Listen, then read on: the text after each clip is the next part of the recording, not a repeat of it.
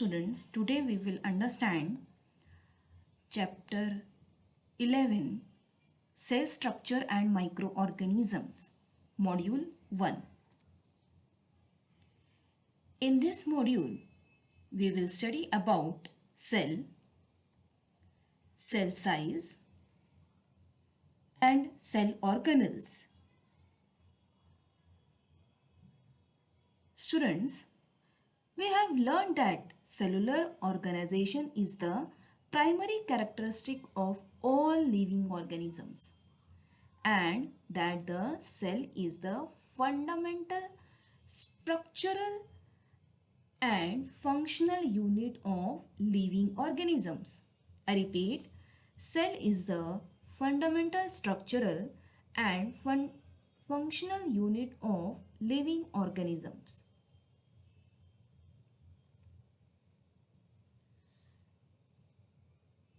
Let us see one flowchart, children, here.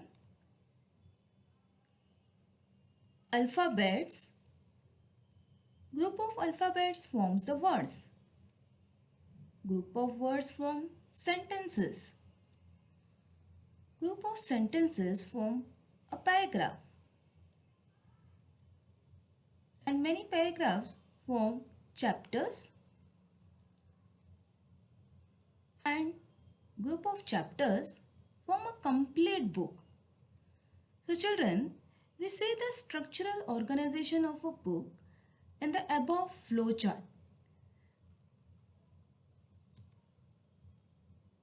Students, similarly, there are organizational levels in the living organisms too.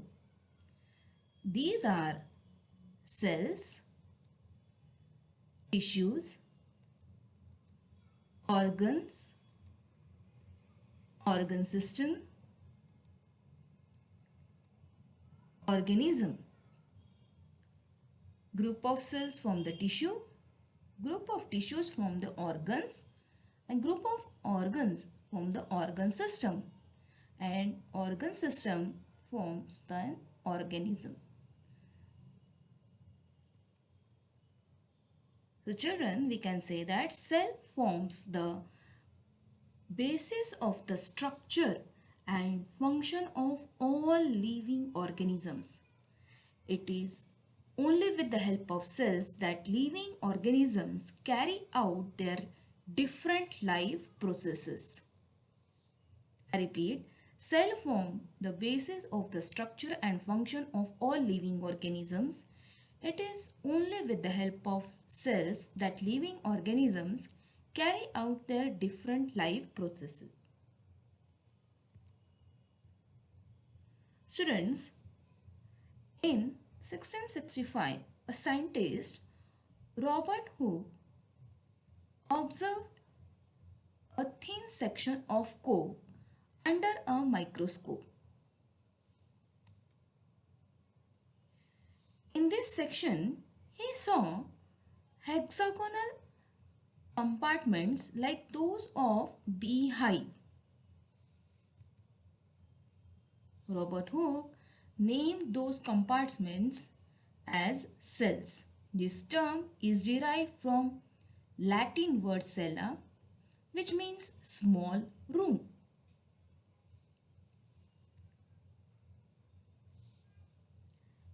In 1838, the two scientists M.J. Schleiden and Theodore Scaven formulated a theory about cellular structure, which stated all the living organisms are made up of cells and the cell is the fundamental component of living organism. I repeat, all the living organisms are made up of cells and the cell is the fundamental component of living organisms. In 1885, Rudolf Virchow stated that all cells are formed from pre-existing cells. I repeat, he stated that all cells are formed from pre-existing cells.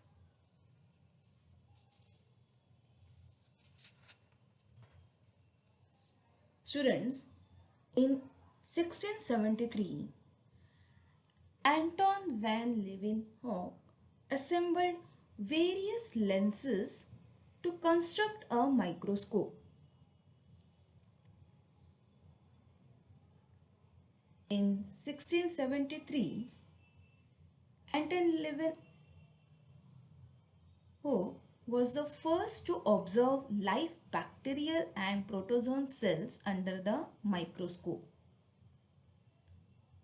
He was first to observe live bacterial and protozoan cells under the microscope. Students, cells are extremely minute in size. We cannot see cells with the naked eye. So, micrometer and nanometer are the units used for measuring their size. I repeat, micrometer and nanometer are the units used for measuring their size.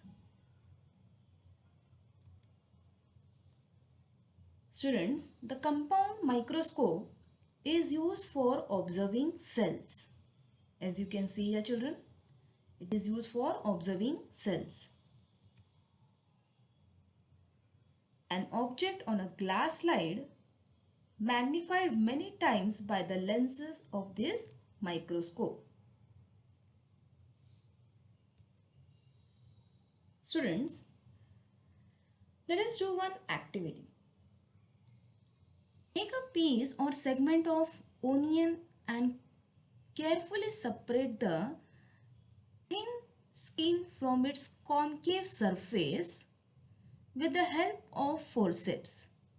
As this is a thin skin, children, of the onion, we have to remove it with the help of forceps. Then next step, place the membrane on a glass slide and put a drop of water on it.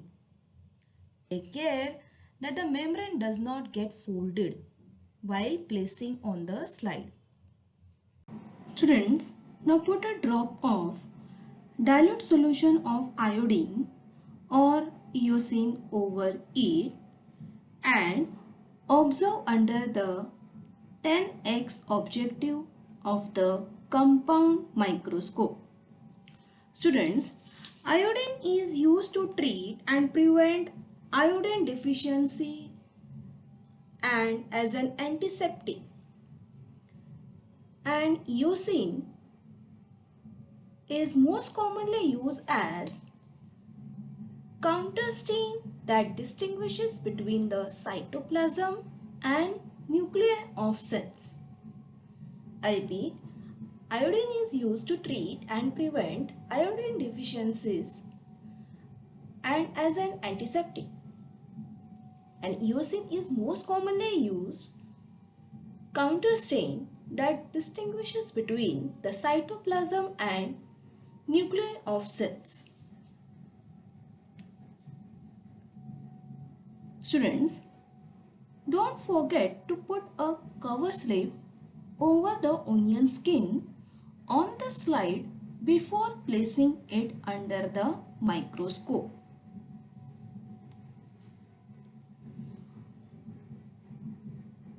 Students, you will see the onion cells are seen under the compound microscope. They are being seen in this shape. So these are the onion cells.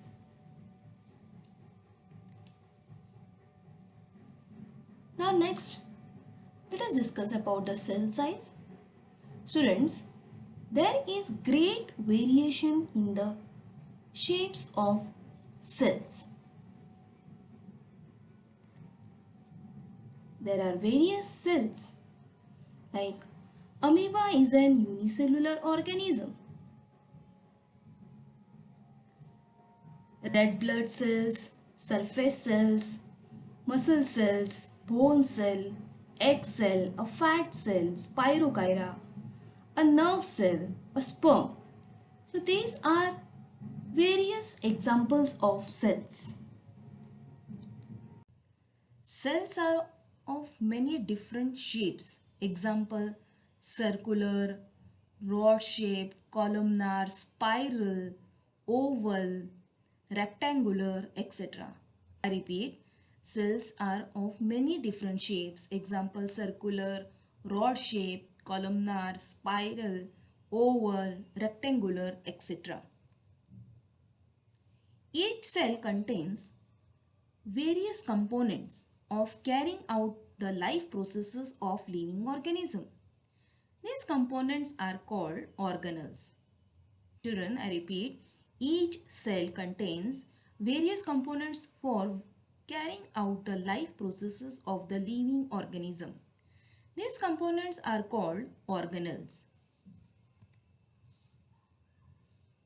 These organelles are studied in detail with the help of electron microscope, which can magnify images up to 2 into 10 raised to 9, that is 2 billion times their actual size.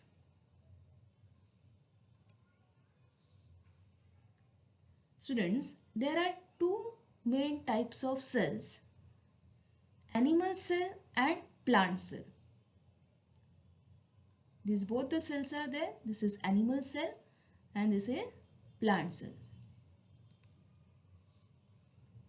Plant cells have a definite shape due to the presence of cell wall around them. I repeat, plant cells have a definite shape due to the presence of cell wall around them. This is cell wall. Plant cells contain single large vacuole. All these cells are known as eukaryotic cells. Students, I repeat, plant cells contain single large vacuole. The cell has four main parts: cell wall, cell membrane, cytoplasm, and cell organelles. As you can see here, different organelles are there. I repeat, the cell has four main parts: cell wall, cell membrane, cytoplasm, and cell organelles.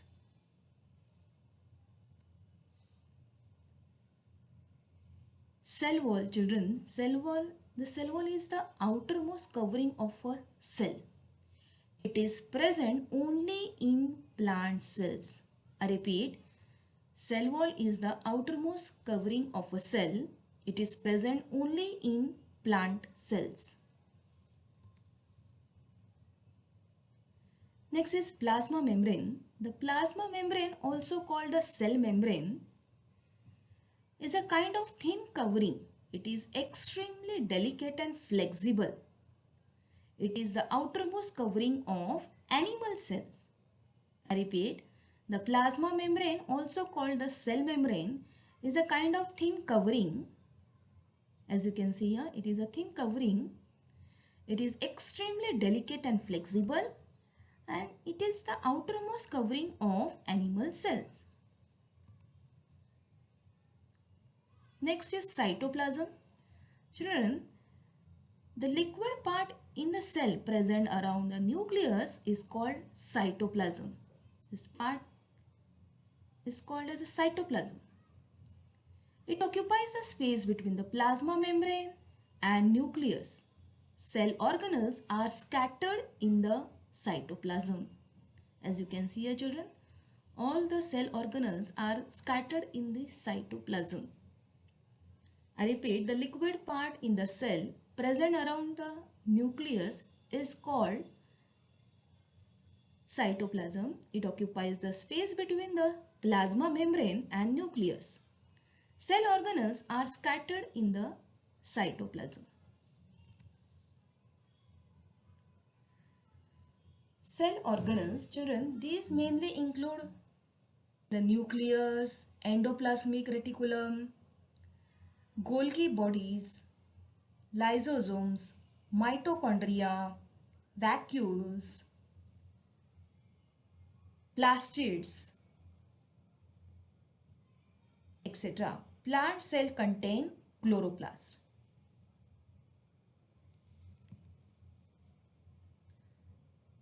Let us have the information about the nucleus, children. Nucleus control all functions of the cell. I repeat, the nucleus controls all functions of the cell.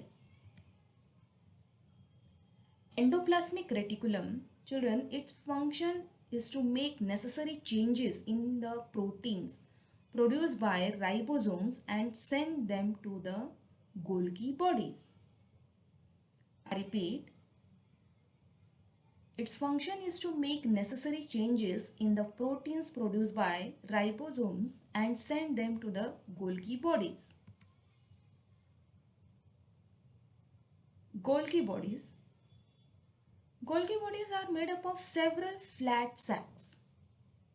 Their function is the proper distribution of proteins.